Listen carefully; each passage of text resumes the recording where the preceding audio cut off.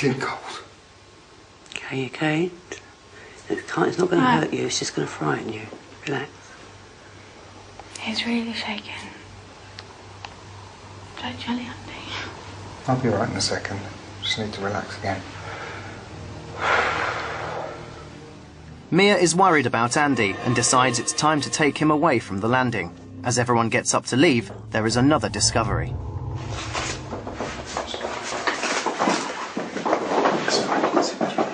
The lights were on down in the back end of the studio. And you know that they were off?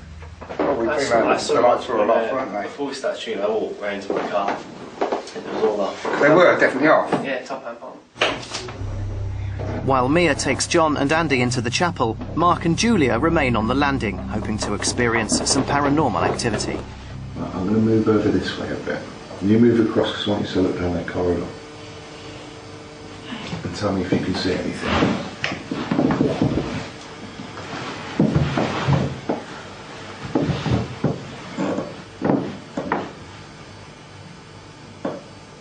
I can see funny lights down there. Mm. Can you see that? Yeah. It's not what you class as an orb. They're not round lights. They're more shape to them. At the same time in the chapel, John is experiencing inexplicable temperature changes. It's cold stuff. It's like I keep reaching back to feel the cold patch of air, but it's not. It's just like Turn back. along there. Your back. This is the interesting experiment, right? So turn around your back to him. Feel his back. It's warm, isn't it? Yeah. I feel my back between my shoulders. Oh, yes, you're cold. Quite different. Yeah. Yeah. It's been on my back since we come up.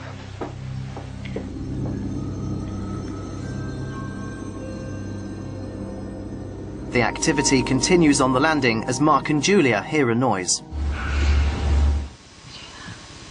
Mm-hmm. Let's have a look. Do you want to come through? Do you want to stay here?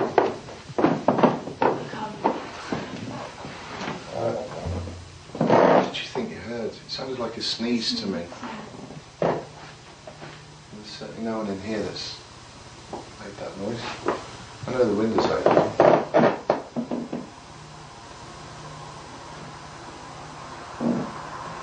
And I can't say I've heard traffic while I've been sat out there, so I wouldn't have thought that a sneeze would have carried either. Let's have a look in the other room. Well, no one in here. I can see something around him. Can you? Yeah, like lights coming around. Did you feel the temperature change around you? Yeah, that's what I was looking. It just seems to be like wrapping it. You know, like it goes round and it. There's no direction. Yeah, it doesn't go anywhere, and you can't feel where it's gone or where it's coming from. It just seems to go wrap around and just go off. Both Mark and Julia hear noises on the landing, but in the pitch black, they both presume the other is responsible for making the noise.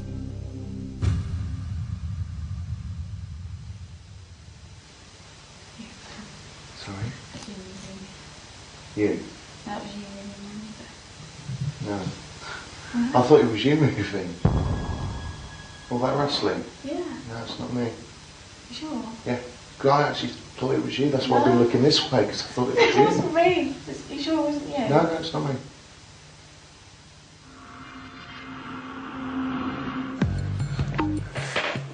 It's now 3:45 in the morning and time for a change of strategy.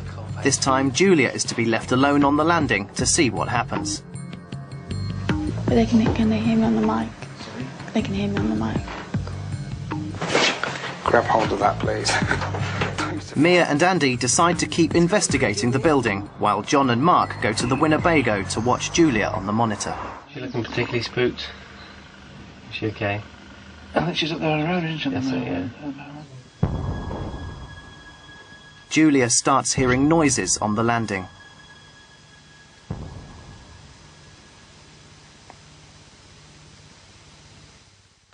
While downstairs in the studio, Andy has discovered more unusual electrical activity.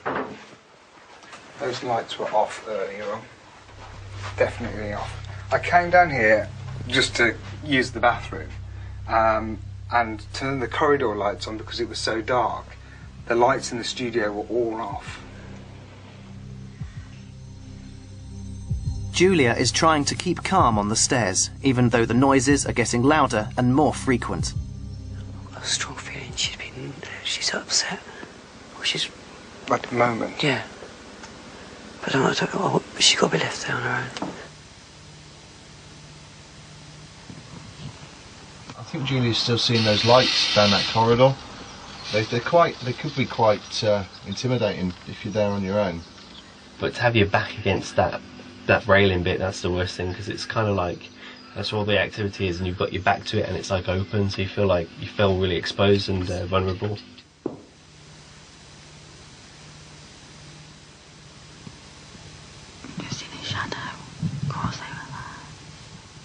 I'm really interested to know how she's getting on upstairs. So we go to Winnebago, we can have a look on the monitor without disturbing her. Okay.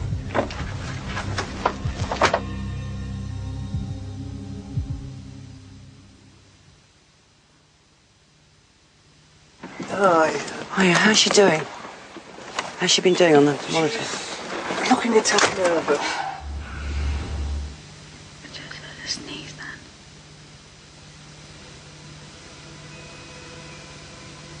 She looks very upset.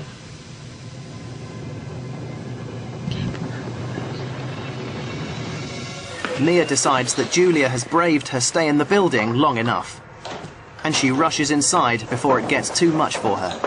Some more lights moving down the corridor. Yeah. And I saw a shadow over there, and I heard 2 sneezes after everyone had gone. Seems to be an awful lot of noise phenomena up here. Yeah. I'm really hoping Mark's equipment picks it up. Darling, that'll be everything. As the vigil comes to a close, the boys reflect on the night's activity. A couple of times when I've been touched, I went very cold, and Julia grabbed me and says, "You're shaking," and I was like this because I've never felt as if somebody's touched me before. I know I'm a psychologist, but the power of suggestion is pretty amazing. I'm wondering how much of it was down to the fact that, I mean, you guys are absolutely exhausted. You've both been working from, first thing this morning, and it's now 4:30 in the morning. It's very hard to know what effect that's going to have on you, obviously. Everyone is keen to hear what Julia experienced alone on the stairs. I was scared, I was scared as I thought it would be, but I kind of was silenced in my fear as well. I don't think I would be so paralysed by it, but I do feel relieved to be out of there because I don't think I could have stood much longer. It was very scary. What was it you were looking at? Because you were kind of looking over here and then looking over there. I mean, could you actually see stuff, or were you just looking around to see if you could see stuff? I thought that I was looking at lights down the corridor opposite me, which were darting around. They weren't staying in one place. And then in the door opposite, there was a shadow that moved across, which caught my eye, so I was looking at that as well. It'll be interesting to see what else, if anything else, we've managed to pick up. Either the sound or the lights. Yeah. I mean, that sneezes. Let's hope to God we got it.